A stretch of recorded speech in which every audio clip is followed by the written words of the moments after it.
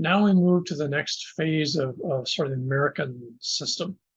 So if you visualize back when we were talking last podcast, we were looking at Main Street in Marshalltown, and you actually have, you can see literally visibly the starting dominance of the car and how it literally sort of just pushes the end of Main Street.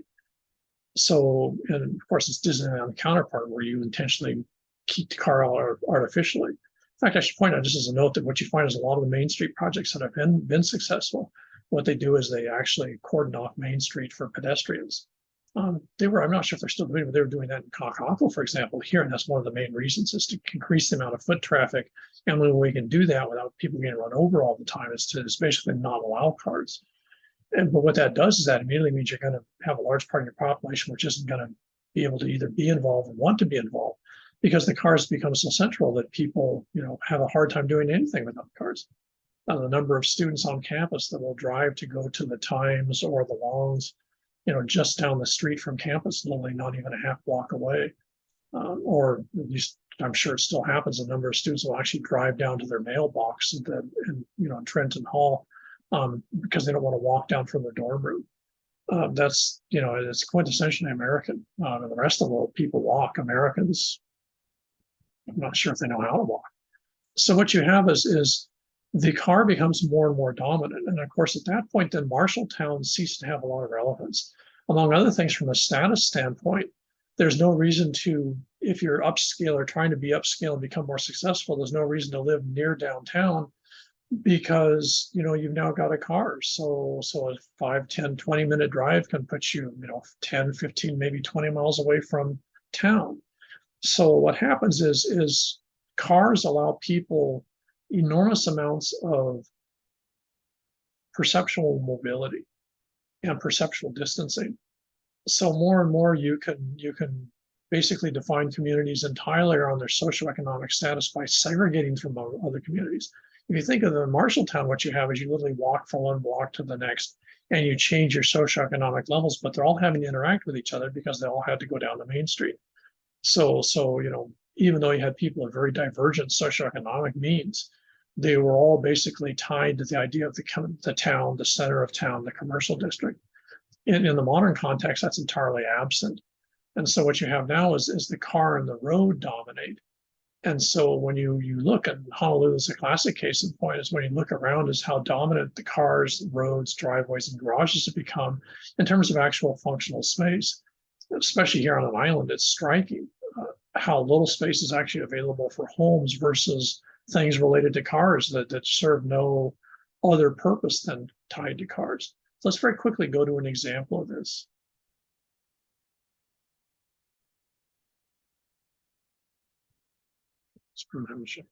Okay, so here we've got, I think we're in Palo Alto. Yeah, we're in Palo Alto.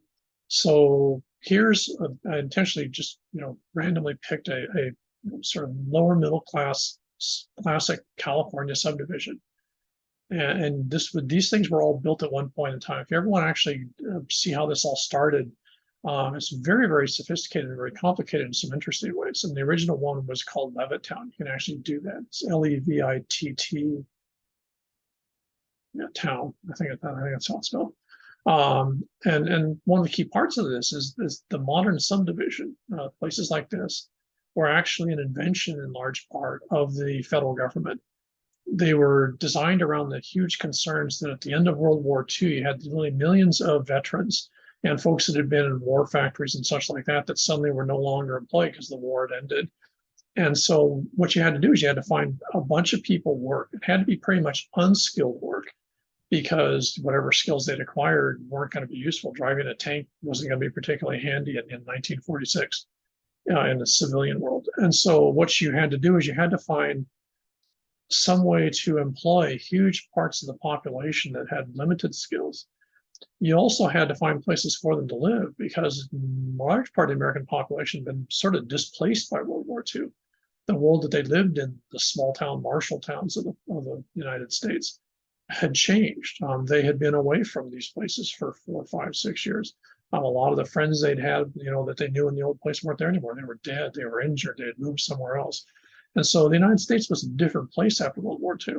And the federal government decided what it was going to do is it was going to push the idea that Americans have to live in single family homes. Now, this was part of the whole sort of American settlement logic from the, colonial Williamsburg period to even, Marshalltown and small town America, but it wasn't a requirement. The government basically post-World War sends this huge amount of money and basically propaganda advertising, pushing the idea that real Americans have their own home. That if you want to be a real American, sort of a modern version of that yeoman farmer thing, the real Americans had to have their own home, and then they own their own property, and then it's theirs. So that you're pushing individualism. You've combined the concept of individualism to the idea of residence, and they're inseparable. And the government then sets up the federal, I can remember, the FDIC or whatever the hell, the federal FEMA, or not FEMA, but the various loan programs to help people get houses. And veterans, for example, got special low interest loans so they could actually purchase their first home. Now, it's sort of odd when you think about it, those folks had lived in homes before, obviously. And in many cases, if relatives had passed away, they had access to that home. So what you do is you also push not only having a home, you also push the idea that homes now become socioeconomic measures, that you not only live in a house, but as you become more successful, you upgrade that, and you either upgrade the house by improving it, what we now call home improvement, or what you also do is you then actually sell the house and you move to another house in an upscale neighborhood. So what happens is now the American landscape becomes modularized. It becomes modularized in terms of socioeconomic pockets. So this is a lower middle class pocket. This would have been probably maybe the second home that people would have bought, when these places were built in, say, the 50s or 60s, maybe the first home, when they're actually pretty small. Because people aren't going to be in these permanently, you don't have this idea of centered in place. So you don't have this relationship of place and residence that you do in Marshalltown, and certainly not in Williamsburg. What you have here is in many ways sort of a corollary to Virginia City. People are going to be in these homes for a while. But while they're in these homes, they're working hard and they're saving up money to move into a better home. This is so much part of the American system now, we don't even think about it. It's a huge part of the pressure here on Oahu to develop the last open spaces into subdivisions, because people on Oahu have to have homes. The have to was ironically entirely a government propaganda spin post-World War II. It wasn't part of the American psyche prior to that. But people jumped on it pretty quickly because the government was almost giving away money to do it. If you're building these subdivisions, you're going to build them really quick. Again, you've got largely unskilled labor. So these things were generally not very well put together. They were generally only done to one or two plans. So if you notice, these two places are exactly the same. And that was okay. If you're going to live in these two places forever, you wouldn't be happy with having the place the same as your neighbors, but you're not. You figure you're going to be here statistically for about 4.5 to 5 years, at which point you'll sell this and move into a better home. And these might be called starter homes, though God knows in Palo Alto, they're probably almost $1 million each. Notice how also, when you look at this, notice how dominant the car has become versus Marshalltown, where the cars were on the side and the main area was lawn and green space. What you have here is now a huge part of this area is paved over for the car. You've got a garage. In fact, a garage is a significant chunk of your actual land area that's under roof. So versus what you would see in older communities with the carport or cars outside, now the cars become part of the house. The car is part of the residence. And, that becomes the norm. And again, remember, this is an older community. So notice how this guy upscaled the house versus this one. This one looks pretty original. There's been some changes done. This one's got new siding on it. They've gone and made this more, lower maintenance, but also made it more attractive. They've got a fence up. So they've done some, quote, home improvement, unquote. Here's the third one next to them, same house. They've gone and, filled with the garage door. They put in another type of wall. But again, notice the huge power of the car here. If you actually think about this space, the road is wider than the front yards. And here we've got exactly the same house. Notice how here what you've done, very typical kind of subdivision model. You take this floor plan, you mirror it. In other words, you reverse the floor plan. This house is that house, flipped, like 90 degrees. So the front doors here and the extension parts out here, but they're the same house. And so what you do is you have this exact same house for, let's pop out here and see. And you got a lot of exactly the same house. Look at the roof, they're exactly the same roofs. So what you've got is a ton of exactly the same houses, and these are particular socioeconomic group. Now, I suspect these folks are not as well off socioeconomically. Well, definitely not. But then you've also got folks who live in an area. Let's see if we can find an upscale area here. Here's an old area. It's a little more diverse, a little more dispersed. So what you're going to find is people in that area down here get more successful. They'll buy a bigger home over here. And so aspirationally, they don't see the home they're living in on whatever name one of these streets is here. That's not the final home.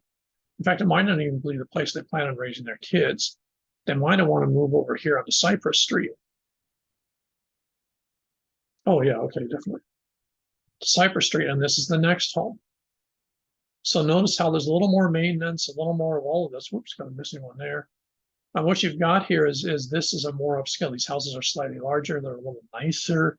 But again, if you notice, this house and that house are exactly the same. So it's still a subdivision. In fact, this house and the one across the street, I think, are exactly the same, except with changes. And this drives a whole mess of related industries. One is then you can build a ton of houses really cheap. You can take property that was originally in farms. I think this part of Palo Alto is actually walnut orchards. So, you know, you rip out that and you put these houses in. Notice how we've got a ton of sort of New England-like features here.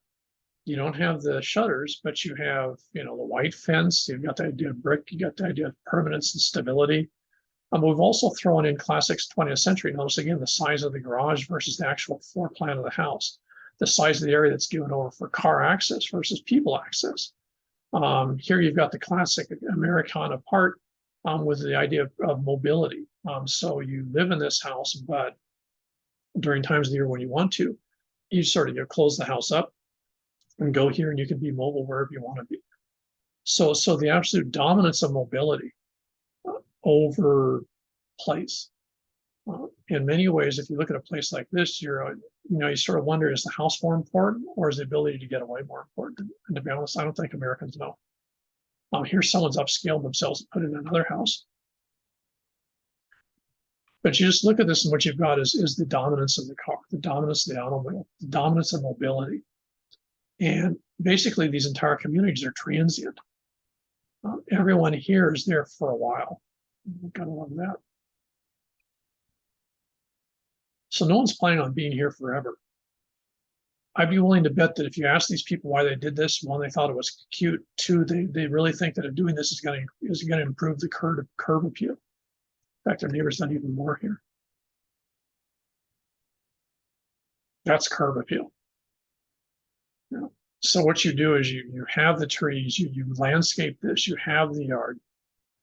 And in doing so, what you do is you make it a more attractive structure, and that increases its value. So what you get now is community is not the main thing that you value. Value is inherent in the object. And so homes now become commodities. And to a certain extent, that's the modern American system, is the subdivision of the home commodity.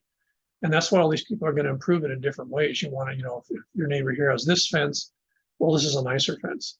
And this is why you have Home Depots and Targets and Lowe's and all the rest of those places survive entirely. Home and Garden TV channel would have nothing to do if it weren't for the American fascination with the idea of improving your house to increase its value. So this is, if you want to, this is the world of the realtor. And for those of you in interior design, this is the world of the interior designer. You don't really need interior design except for elite residences. Prior to this, because other people are staying in the same house for their lives. They might change stuff, but they're probably going to do that themselves. In this world, you're going to bring in a professional if you can afford it, because what you want to do is you want to make your house here better than your neighbors. So you bring in someone to tell you what to do and put up a fence and do this and do that, like this person did. And therefore, in changing that place, you're increasing its value, and increasing its value, you're increasing the equity, which means that it gives you more money to go somewhere else and do the same thing all over again. So you've replaced permanence with cash value. And what that also means in many cases is the people here's relationship with people down the street might be pretty ephemeral. I think one of the classic ways you probably see this would be, let's think of something like, say, Halloween in small town America, like an original Marshalltown. Halloween would be something where little kids could walk down the street and people would give them treats and candies, because everyone knew each other. It was a safe neighborhood, and no one's going to do anything because everyone lives in the same town. In this town, I would suspect people are pretty leery about sending the kids down the street, simply because this guy might have been here for 5 or 10 years, but the people here might have just moved in. these people are getting ready to sell their place. These folks might not be all that new. These folks might be brand new. I mean, you don't know, but you're gonna know guaranteed that a significant portion of the people on the street have been here for less than 5 or 6 years. So getting to know your neighbors is not really going to be a big thing, and there's not really going to be much of a sense of community. This is a residential street that you live on. It has a particular cash value attached to the property and a particular sort of socioeconomic cash value attached to that part of Palo Alto. But it's not a community in the Marshalltown sense. They're very much isolated places, and this is the stereotype of suburban United States. It's people living in isolation, connected by their cars with other people they know, but not necessarily any connection at all with the people they live next to.